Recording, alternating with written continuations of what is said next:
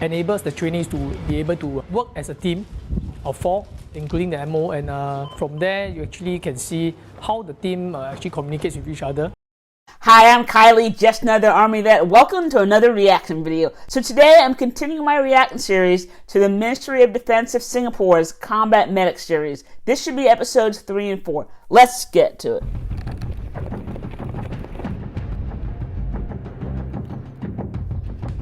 So 8 weeks of Specialist Cadet School. What is that exactly? If I were to guess, I'm thinking that these are NCOs that are now trained to be combat medics, because I thought a specialist in the Singapore Army was an NCO. If someone wants to clarify that, I'd appreciate it.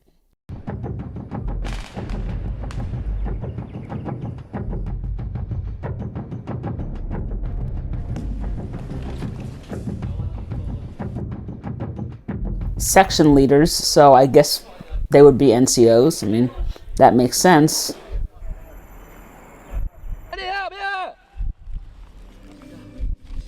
But aren't there lower enlisted or junior enlisted soldiers who are also medics? I mean, that's how the U.S. Army does it, at least.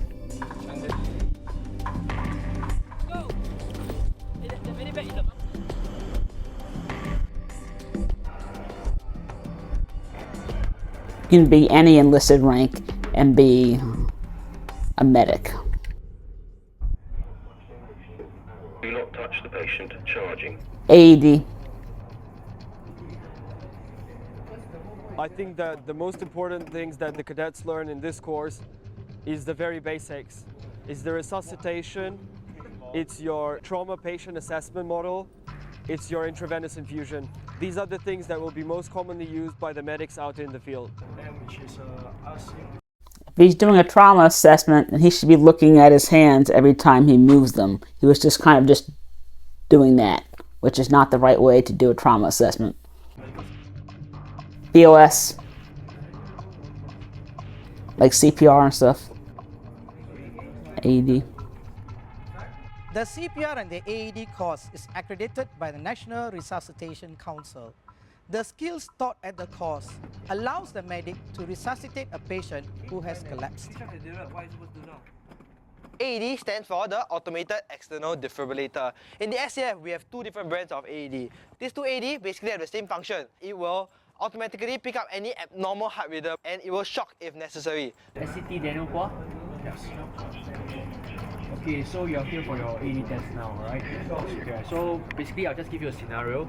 Okay, you respond adequately to the scenario. And we see how it goes from there. So after we finished in processing, the first few days of instruction for my medic school was all about getting our BOS and AED certification. And once we passed that, then we could actually move on to the 6 weeks of getting our EMT basic certification. And after that, it was 10 weeks of combat medic stuff.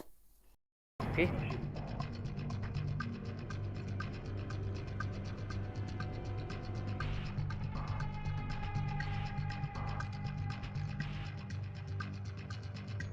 Use the AED now.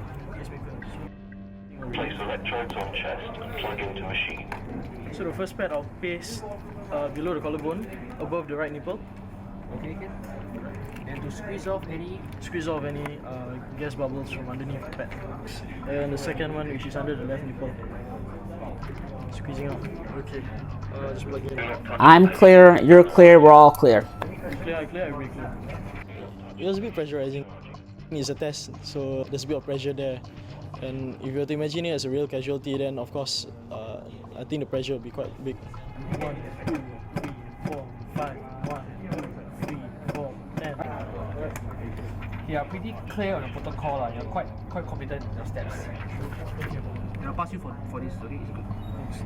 So to be in here is definitely mentally straining because you need to memorize a lot of technical terms, scientific terms, and even really memorizing all the process and protocols. At the same time, looking at all the different signs and symptoms, we know where to apply and when to apply the CPR. And also the additional knowledge is we learn about infant here. So actually as a medic, we need to be well versed with the whole spectrum of CPR.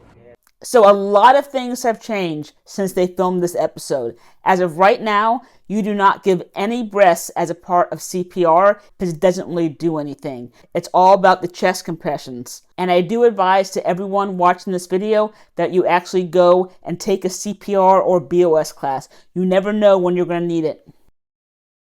Good afternoon, class. Good afternoon, CSI. Okay, basically for today, you guys actually went through the AED package. So this is the first milestone that you guys have clocked, okay, in SMTI to become a lifesaver. Okay, as of today onwards, okay, you guys are what we call the lifesavers. Okay. Okay. With that, we also hope you are looking forward to your simulation training in the simulation lab, whereby a mannequin who is able to simulate life casualty talking and also behavior and also the signs and symptoms. It will enhance you with the confidence when you are out there doing covers and dealing with real life casualty. So I just wanted to say, please do not be afraid of AEDs, even if you've never actually trained on one. The user interface is so simple. All you have to do is turn it on, and the voice prompts will guide you step by step on what you need to do. And there are also pictures. And of course, you need to also call for help as well. Oh yeah, we call that the Mystic. We actually have one of those facilities on Fort Stewart, and I actually used to teach there. One thing good about training in this simulation center is that we can simulate any environment, let it be day, night, okay, or any medical emergencies. Chest seal. In this military combat zone, it gives us the real life experience of how we will have to treat casualties in a war. There's different lighting and sound effects. It's very impressive.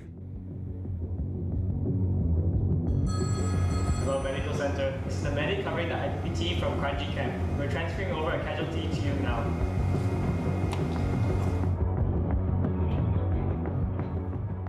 This is when a case of emergency came into my center. The 4 medics will be activated together with the MO to resuscitate the casualty and manage the crisis. With this setting of a medic center in the simulation lab itself, actually it enables the trainees to be able to work as a team of 4, including the MO, and from there you actually can see how the team actually communicates with each other. Communication is one of the key points for the lesson here. The mannequin has many new functions which the old mannequins do not have. For example, like you can see that the chest compressions and the depth and the timing, along with like enhanced sound features among many other new developments. What you see is what you get. Casualties' lips will either turn blue or you'll start tearing or coughing. So it's more realistic in a sense. Depending on the kind of sim man you actually have, they're very sophisticated. I mean, you can crike some of them, do IVs, get vital signs, watch them breathe. You can talk to them and they'll talk back. Very high tech. The greatest thing about MSDC is that when one group is performing, the rest of the cadets, they'll be sitting inside and observing their performance, after which they can comment on the mistakes and the solutions that they found for those problems. So it's a great learning experience for all of them because they get to learn a lot of hands-on skills. Nothing will truly replace a real-life experience like a hospital or an ambulance attachment. However, MSDC is the next closest thing available.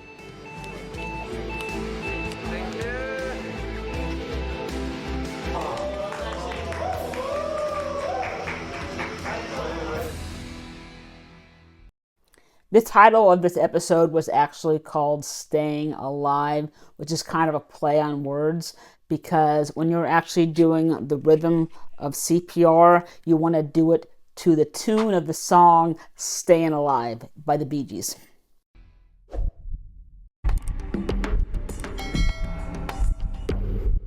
Yesterday night there was a RTA, a major RTA, where half the vehicle was being smashed. So there was 2 casualties that was already laid on the floor itself. One of them was having a spinal injury, while the other one was having a leg injury.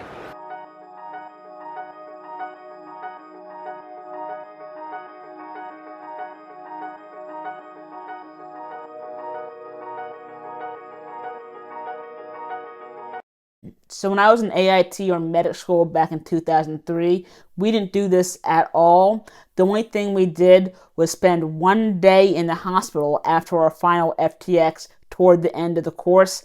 And for me, it wasn't even anything that special. I got to practice a few IVs in the GI clinic.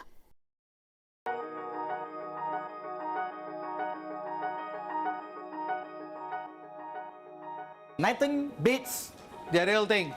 Okay? You're handling real casualties, real people who are sick. The ambulance shift is done together with the rota team. Basically, you're talking about the ambulance crew. Okay? No such thing as 8 to 5 kind of thing. Clear? Yes, sir. So you are going into another organization, okay, the SCDF, to get your ambulance exposure. So you represent the SCF. So at all times, I want you to be in your best behavior, in your best turnout, the best attitude. Be proactive. Are there any females in this course?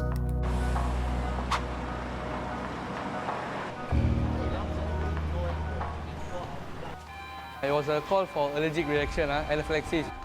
Actually, the patient was very scared because she turned very red. Her face, hands were all very red, very red. I was asking her what was the food that she take previously, so whether is she allergic to any drugs and such. So I managed to collect the information and also reassure her that she will be better. Anyway, she was also feeling better after putting on the mask. I think I'm getting better because when it started off I could feel it, all getting red and the swelling and the itch. But slowly it's like going down. It's a good experience for me. Out there in the field, when I experience such thing, I'll have a better understanding of what to do.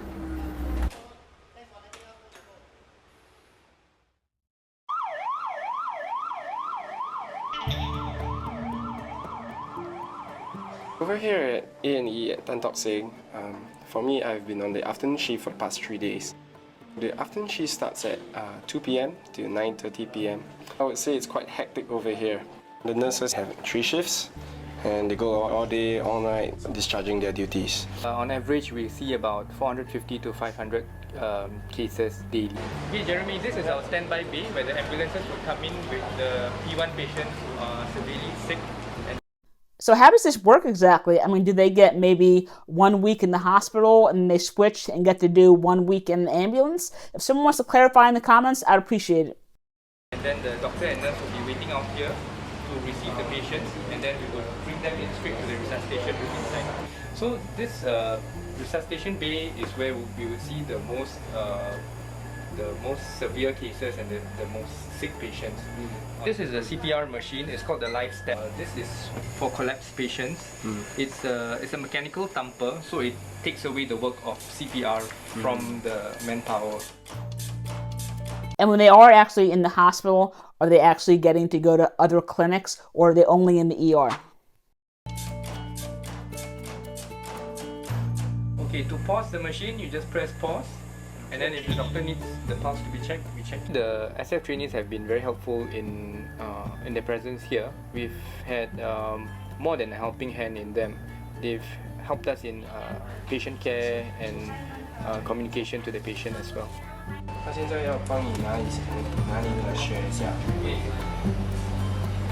Over here, we get to experience firsthand how to talk to the patient, how we assess his DABC, and after that, followed by the history taking, and so on. The SAF trainees that are attached to the various areas in the emergency department also face the patients similarly as the nurses do. So they would be acclimatized to every different case and every different patient and different patient's needs.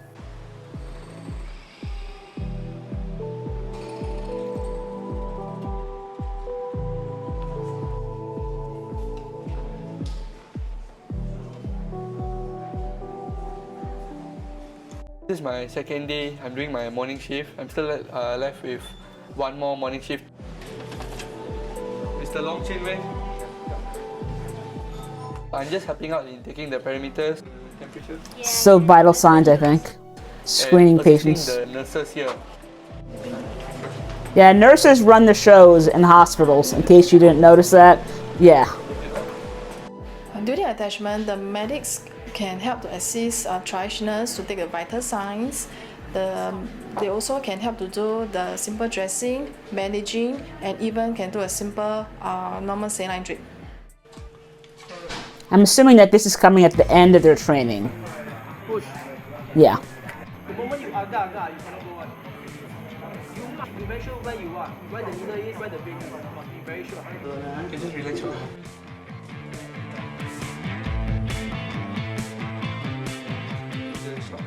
I inserted an IV line for patient with diarrhea, so probably he had lost too much of fluid. This is what is inside the cannulation trolley. Okay. Okay. And doctor will choose the size of the cannulation, depends on the size of the veins the patient has. Alright. Yeah. Also, this is the 20G. This one that we used the first time, the first 3 times basically. Then after that we move on to this 18G, the thicker one. Yeah, so this is the first time, yesterday was the first time that I used the 22G. So it was a lot shorter and it's much easier to insert into the vein and release the catheter. This experience is like, it makes us more proficient over here because over there it was, back in school it's a lot harder.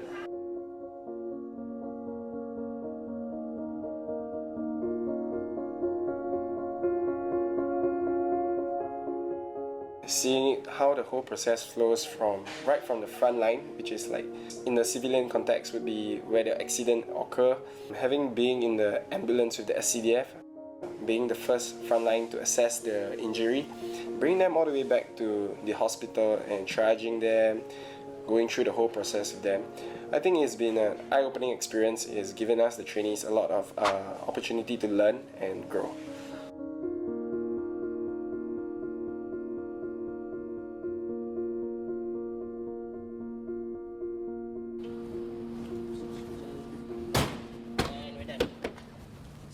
So I really like the fact that they actually send them out to do on-the-job training in the hospital and in the ambulances, because that is actually how you learn, by doing. So I think that is awesome. I certainly wish I got more of that when I went to medic school. Anyway, once the next part is filmed, I'll put it right here. If you got any value from this video, then I would really appreciate a like and a sub. Thanks for watching.